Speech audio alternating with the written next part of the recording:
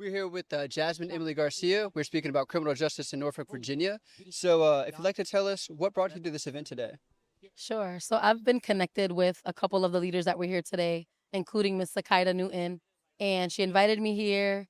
I made sure to make the time to be here today. I'm a mom of five, so sometimes getting here is a little difficult, but as much as I can be in these spaces, I try to show up. Okay, well, we're glad you made it. Thank you. And could you perhaps expand on some of the problems we're facing in the community? And I know you spoke about communication being a solution, so let's go back to what the problems are. Sure. A lot of the problems in our communities are really just getting to the root cause.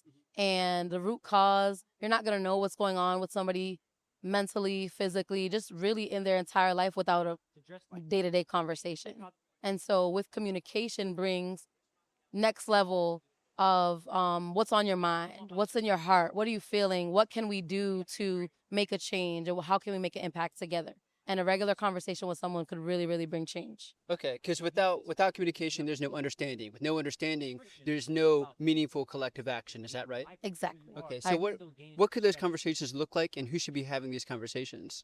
So in the city of Norfolk, we have a wide range. It's an intergenerational city. So when we look at ages, our groups, our demographics, we really need to have everybody at the table, including our seniors, including our youth, including our disabled, and our veterans. Just really everybody at the table to be able to have that voice and choice of what is impacting them and affecting them, and what impacts and actions or change they want to bring forward. Okay. So I love where you're going with this. I know you touched also on mental health and that being a major issue that we need to, number one, collaborate on and tackle together. Can you perhaps expand on the current state of mental health in our community? Yes, absolutely. What we're seeing with mental health and mental illness, rather, is a lot of untreated um, mental illness and a lot of lack of support and services. And even on just a regular, like, conversational, relational level, before we get to the professional piece, we always talk about prevention and intervention. And what we're looking at, I think a lot of people say, like, oh, we're in a reaction state, right? Like, we're always moving towards something after something happens, but we really need to be moving towards a preventative piece and having more supportive services, more peers involved, more people with lived experience, and our professionals as a even more buffer support to make sure that that person that is struggling or experiencing mental illness, the wraparound services and support that they need. Okay, so we should be on the lookout for these issues and collaborate to solve them. Now, it seems like you care deeply about your community. Do you have any interest in being like in political office locally? Yes. As a little girl, I always kind of wanted to be in political office. I wanted to be a city councilwoman. And that's definitely something that I would love to, I guess, look forward to in the future.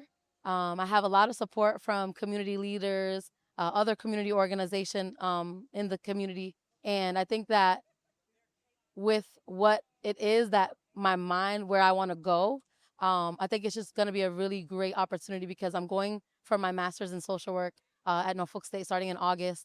And just having all of that experience, the lived experience, the professional capacity, I think it will really help to be that voice to create impact within the community, not only for our youth or our mothers and their children, but just for everyone in the community. Because I say every day is a learning experience, whether it's good or bad. You take what you want and you leave behind what, may not work. But I think that with where I want to go with political leadership, will be a great, great opportunity for our community, and it'll be a really great opportunity for me in what I've experienced in my own life growing up. Absolutely. I can hear the conviction in your voice. I know it Thank you. means a lot to you. Thank you. So, if you were in that role today, what would be the first actionable step you would take in that position? The first actionable step I would take in that position is having a youth board. Um, at all ages, because I often tell people that, people always say, well, the youth are our future, but they're actually our today. And so a lot of us are making change without them being present and without them being at the table. And I would really, really love to have a youth board. And even on an equitable standpoint, having a board that represents every community, every voice, every demographic within the city so that they can be a part of that change. Because I don't think that that's going to come from me myself, even with what that conviction looks like. It has to come from our community. Okay, thank you so much. That was Jazmin Emily Garcia. Thank you so much for watching. Thank you. Thank you. Nice to meet you. Thank you. Sorry. No, that's great. Appreciate you so Um, much. yeah, I'd love to do a deep dive. There was a lot to touch on